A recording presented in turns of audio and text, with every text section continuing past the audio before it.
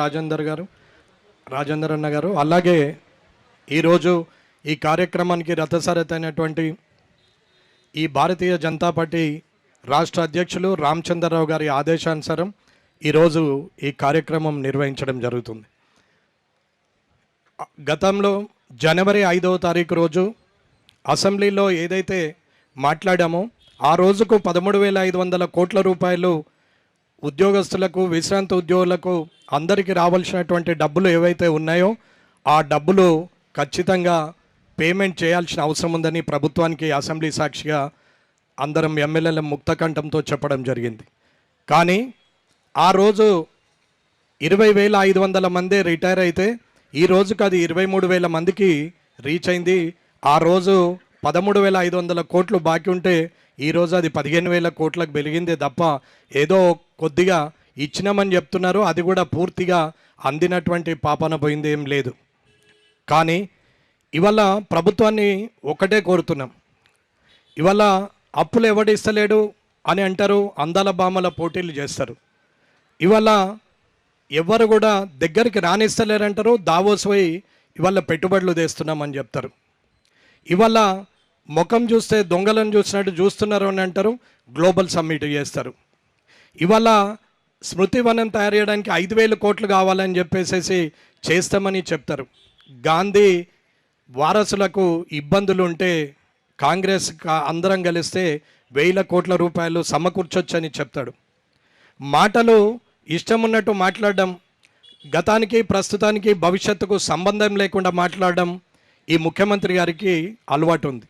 మామూలుగా ఎవరైనా సరే తను కష్టపడి ఉద్యోగం వచ్చిన రోజు నుంచి రిటైర్మెంట్ అయ్యే వరకు దాచుకున్నటువంటి డబ్బు కానీ, రావాల్సినటువంటి పే రివిజన్ కమిటీ ద్వారా రావాల్సిన పిఆర్సీలు కానీ, అలాగే టీఏలు కానీ, డిఏలు కానీ, ఎన్కాష్మెంట్ లీవ్స్ కానీ, సరెండర్ లీవ్స్ కానీ, ఇవన్నీ కూడా ప్రతిదీ కూడా వారు కష్టపడ్డ సొమ్ము నుంచి దాచుకొని పెట్టినటువంటి డబ్బును తిరిగి రిటైర్మెంట్ అయిన రోజు తన పిల్లల కొరకనో లేదా మనమరాన్ల కోసమనో, తన వృద్ధాప్య సమయంలో తన సతీమణితో పాటు తన కుటుంబం ఆనందంగా ఉండాలనో ఆ డబ్బులన్నింటినీ దాచుకున్నటువంటి సందర్భంలో ఆ డబ్బులను కూడా ఎత్తుకుపోయే ప్రభుత్వం ఈ రాష్ట్రంలో, ఈ దేశంలో, ఈ ప్రపంచంలో ఎక్కడన్నా ఉందంటే అది ఇక్కడ రేవంత్ రెడ్డి గారి ప్రభుత్వం తప్ప ఇంకెక్కడా కూడా ఉండదు. ఎవరు కూడా అలాంటి తప్పుడు పని చేయరు. కానీ ఇవాళ ఎన్నో స్కీములు పెడతాం, అవి ఇస్తాం, ఇవి ఇస్తామని చెప్తున్నారు. మరి తులం బంగారము ఇవ్వలేదు, స్కూటీలు ఇవ్వలేదు, కనీసం యువ వికాసం కింద వారికి ఇవ్వలేదు, 2,500 మహాలక్ష్మిలకు ఇవ్వలేదు, ఇవాళ పెన్షన్ 4,000 ఇవ్వలేదు, రైతు బంధు 7 సార్లు వేయాల్సింది 2 సార్లు వేసి మిగతాదంతా డుమ్మ కొట్టేసినావు. కనీసం సంక్షేమ కార్యక్రమాలైనా ఏమైనా చేసావా అంటే ఆ సంక్షేమ కార్యక్రమాలైనా చేసింది లేదు. పోనీ ఉద్యోగస్తుల పొట్టగొట్టి విశ్రాంతి ఉద్యోగస్తుల దాచుకున్న డబ్బును తిని ఆ వాటినన్నా కనీసం ప్రజల సంక్షేమానికి, బడుగు బలహీన వర్గాల సంక్షేమానికి, అభివృద్ధికి పీట వేసావా అంటే అది దిక్కులేదు. రెండు పనులు, రియల్ ఎస్టేట్ పనులు, వైన్ షాపులు మద్యం అమ్మడం తప్ప వేరే పనే చేసేది లేదు. ఇలాంటి పరిస్థితిలో ఈ ప్రభుత్వం ఉండడం అనేది నిజంగా దురదృష్టకరం. ఈ ప్రభుత్వంలో మేము ఒక భాగస్వామ్యులుగా ఎమ్మెల్యేలు ఉండడం అనేది అది మాకు అతి భయంకరమైన, నిజంగా బతకలేని ఇబ్బంది పడుతూ ఆ ప్రభుత్వంతో పోరాడే పరిస్థితి రావడం అనేది నిజంగా దురదృష్టం.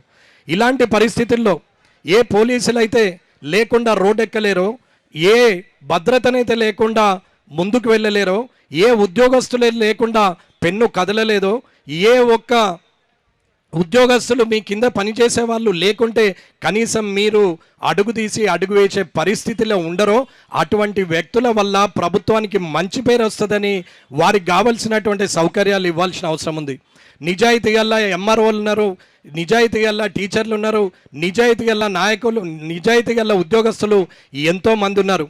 అచ్చం జీతం మీద బతికి తను చేసినటువంటి పని రేపొద్దున పిల్లల భవిష్యత్తుకు పేరుతో సహా నా కష్టపడ్డటువంటి డబ్బు నిలబడి ఉండాలా.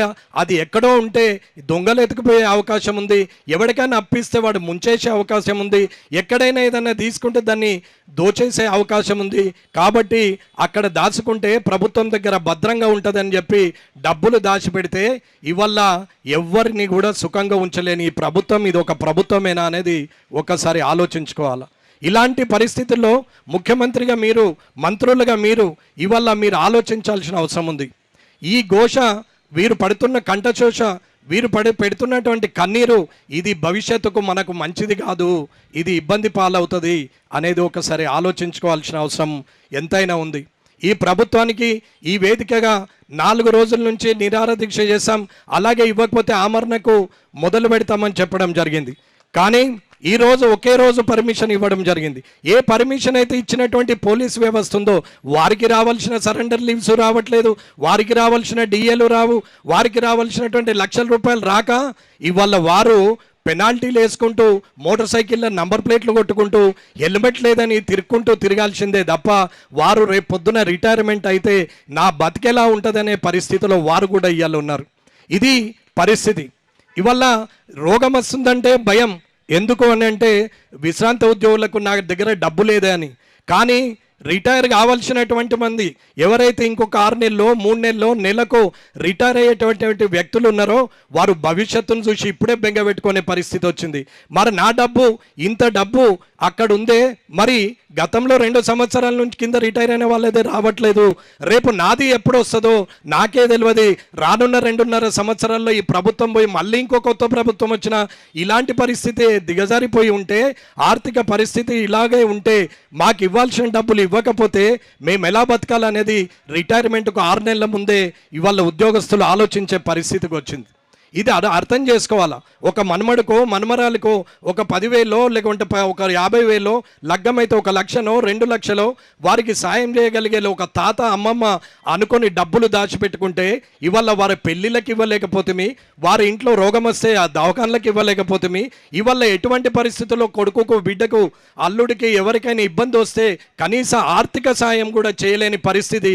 కానీ నా దగ్గర ₹1,00,00,000 ఉన్నాయి, కానీ తీద్దామంటే ఒక తూటు పైసా కూడా వచ్చే పరిస్థితి లేదు.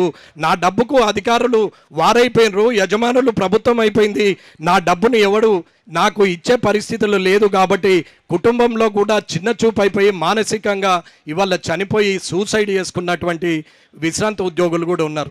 ఇలాంటి పరిస్థితులలో ఈ ప్రభుత్వము ఎందుకు ఆలస్యత్వం చేస్తున్నది, ఎందుకు ఇంత నిర్లక్ష్యం చేస్తున్నది అని అంటే ఇవాళ వీళ్ళ తరపున అడిగేవాడు ఎవడు లేడు, ఎవరు అడగరు, ఏమవుతుంది అనుకున్నారు. ఇవాళ 62-63 ఏళ్ళు ఉన్నాయి, షుగర్ బీపీలు ఉంటారు, ధర్నాలు చేయాలంటే చేత కాదు, నడవాలంటే అడుగులు వేయలేరు, కూర్చుండాలంటే షుగర్ బీపీ ఉంది, వారు ఇవాళ నిరాహార దీక్షలో కూర్చుండడం అనేది కాని పని. కాబట్టి వీళ్ళు ఏమేది అడిగేది ఇచ్చినాడే తీసుకుంటారు, లేకుంటే ముదురుకొని పంటారు.